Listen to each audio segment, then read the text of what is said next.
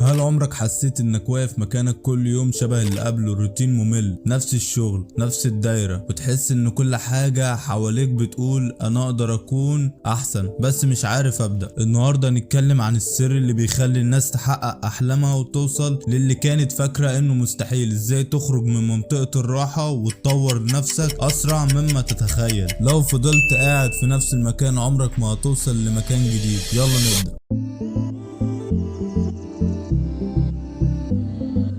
اول حاجة افهم يعني ايه منطقة راحة. منطقة الراحة مش مكان، دي حالة نفسية، الحالة اللي بتحس فيها ان كل حاجة سهلة ومضمونة ومفيش تحديات، مفيش مخاطرة، بس في المقابل مفيش تطور. تاني حاجة الخوف طبيعي لكن لا تسمح له يحكمك. كل خطوة بره منطقة الراحة بيكون معاها خوف، ده طبيعي جدا، لان الفرق بين الشخص الناجح والغير الناجح هو الاول بيخاف ويتحرك والتاني بيخاف ويفضل واقف. تالت حاجة ابدأ بخطوات صغيرة بس مستمرة، مش لازم تبدأ بقفزة كبيرة، ابدأ بحاجة بسيطة، اقرأ صفحة، اتعلم مهارة، غير عادة وحشة سيئة وكرر ده كل يوم. الاستمرارية هي اللي بتصنع المعجزات. 4 راقب نفسك وطور تفكيرك. كل ما تجرب حاجة جديدة دماغك بتبرمج على التحدي بدل الراحة. سجل تقدمك حتى لو صغير، الانجاز الصغير النهاردة هو النجاح الكبير بكرة. وبس حبيت اقولك يا صديقي، الحياة دايما هتحاول تخليك في منطقة الراحة لان ده اسهل وامن، لكن الحقيقة كل حاجة نفسك تحققها، كل طموح، كل حلم مستنيك بره المنطقة دي. محدش هينقذك، مفيش طريق سهل، بس لو قررت تبدأ حياتك هتتغير للأبد. اخرج بره منطقة الراحة حتى لو خطوة واحدة وشوف الفرق بنفسك. وبس كده، لو عجبك الفيديو ما تستناش بقى باللايك والاشتراك وتفعل الجرس